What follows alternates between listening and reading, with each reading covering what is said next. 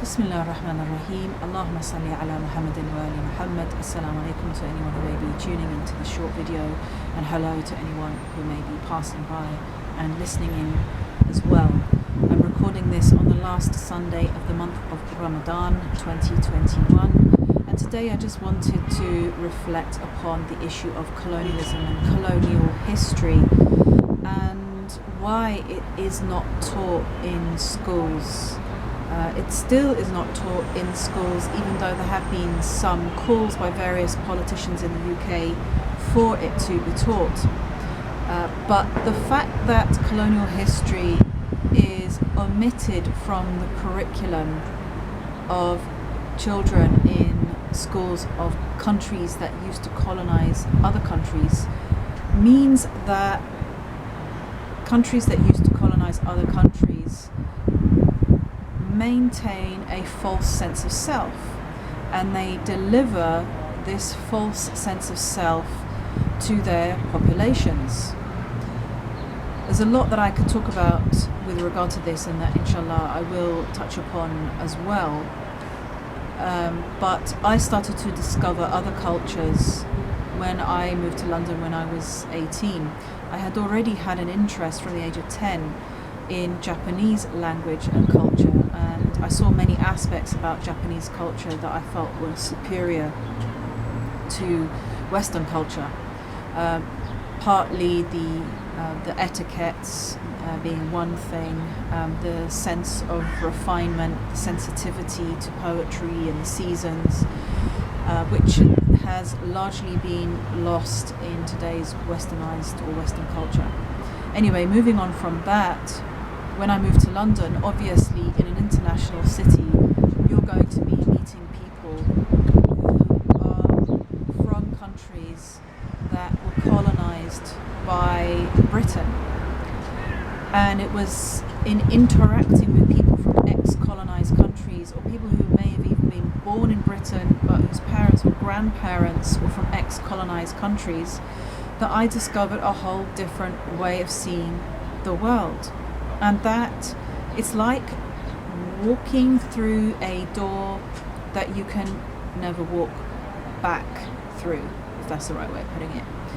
Once you start to discover that there is literally a kind of global perspective on your own country as a country that used to colonize the world, you can never go back. You can never go back to your previously ignorant state of mind.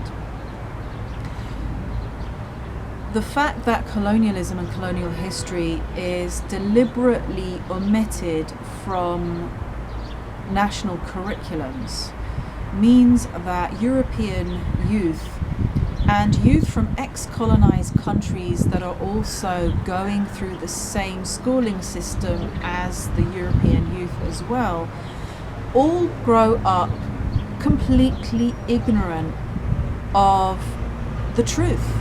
Let's put it that way. Completely ignorant of a phenomenon, an international, global phenomenon that has permanently shaped the world and that is continuing to attempt to shape the world as well. There is a massive scale of deception that is going on, and unfortunately Europeans from ex-colonizing countries are encouraged to have a false sense of self. The idea of who you are, let's say as an English person or as a French person, as a Belgian or as a German maybe. I don't think Germany colonized as much as Britain and France and Spain did. As a European from ex-colonizing countries, you are encouraged to think of yourself as someone who has a pure national identity and to feel proud of that national identity, and to view people from other nations that your country colonized and very often siphoned off all of their resources permanently changed the dynamics of their family, their social structure, their education, and gave them what I call modernity in exchange. You view those people without having any idea of what your own country has done to those people. When I started to travel into Muslim majority countries in my late teens and in my 20s, I discovered a perspective of the world that I had no idea about before. I think the difference, though, is that you either take on board what that country has to teach you about an alternative perspective, the other side of the coin, so to speak, or else you choose to remain ignorant.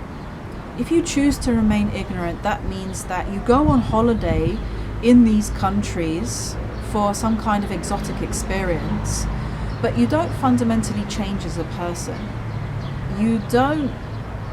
You still remain in ignorance about what your own country has done to those countries.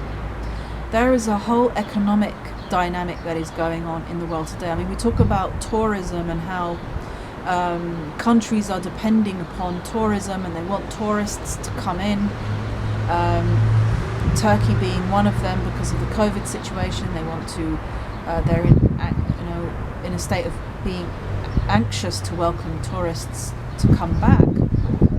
And yet you look at the culture that a lot of these tourists bring, which I feel sorry for the people that are hosting these tourists, and unfortunately with a total ignorance of colonial culture, a total ignorance of the etiquettes, the akhlaq, the adab, the sensitivities of ex-colonized countries that the ex-colonizer goes to visit.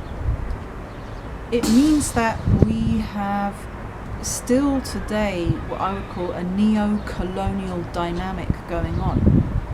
We are living in neo-colonial times, and this means that people from ex-colonizing countries are still actually supporting an economic system that is by definition oppressive.